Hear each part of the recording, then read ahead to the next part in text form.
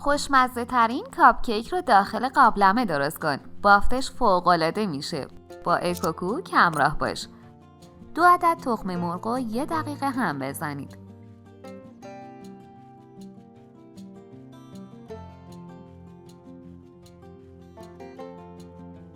نصف پیمانه شکر و کمی وانیل اضافه و 2 دقیقه دیگه هم بزنید.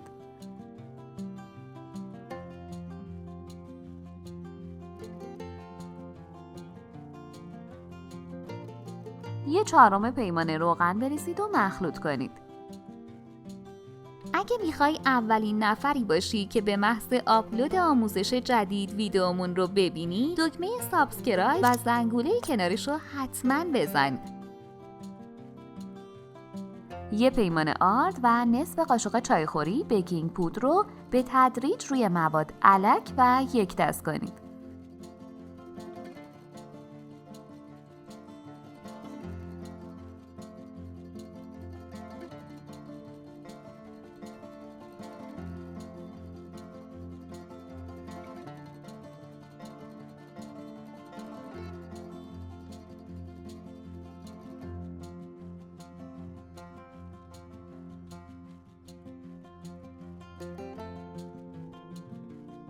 سه قاشق غذاخوری از مواد رو بردارید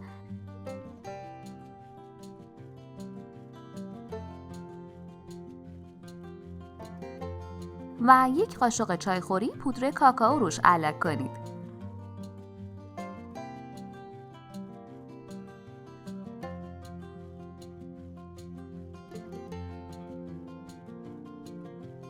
یه قاشق هم شیر اضافه و داخل قیف بریزید.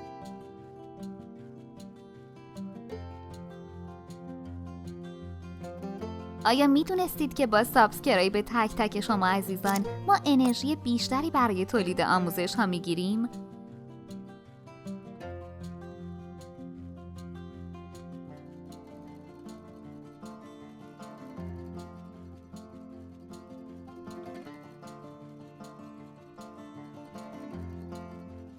قالب مورد نظرتون رو چرب کنید.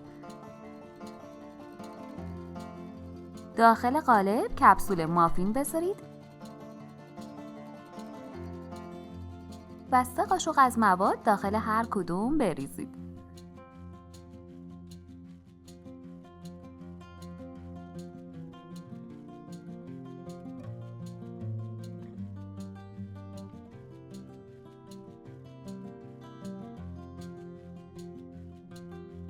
از سس شکلاتی به شکل‌های متفاوت روش بریزید.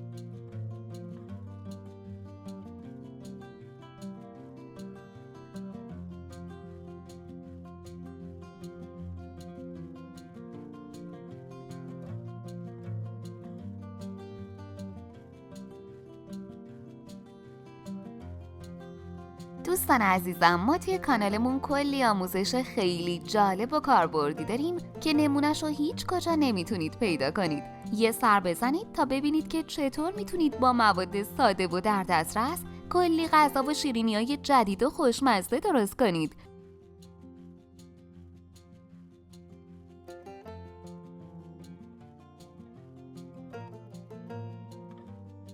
و با سیخ چوبی طرح بندازید.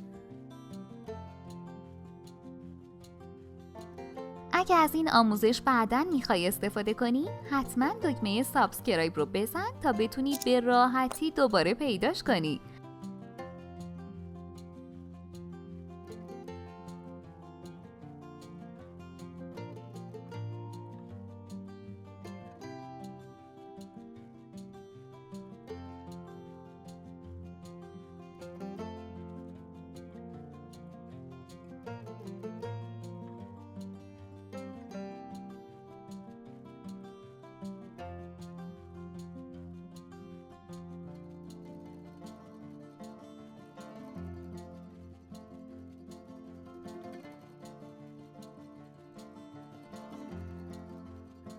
قابلمه رو یه ربع روی حرارت گرم کنید و کفش یه جسم فلزی قرار بدید. قالب مافین رو روش بذارید و در قابلمه رو ببندید.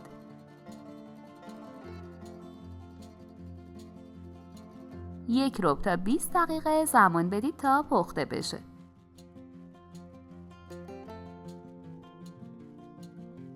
به همین راحتی مافینای خوشمزه‌مون حاضر شدن. ببینید چه بافت لطیفی داره. نوش جان. اگه از این آموزش خوشتون اومد، باید بگم که ویدیوهای جالبتری هم توی کانالمون داریم که حتما باید ببینید. ممنون از وقتی که گذاشتید و این آموزش رو تماشا کردید. لطفاً برای حمایت از ما لایک و سابسکرایب رو فراموش نکنید.